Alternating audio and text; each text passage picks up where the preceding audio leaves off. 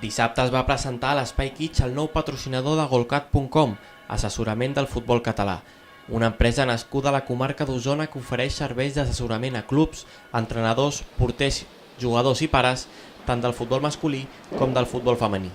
Assessorament del futbol català, com el mateix nom indica, assessorem, tant a nivell individual com a col·lectiu, a clubs, directius, jugadors, entrenadors i pares. Els pares principalment podem fer l'incís tant a dintre com a fora del camp. També fem xerrades, fem clínics, però sobretot assessorem. No volem representar ningú, cadascú s'ha de representar a si mateix. Assessorament del futbol català vam apostar per Golcat.com perquè creiem que és una pàgina web on tracten molt bé el futbol català, tal com es mereix.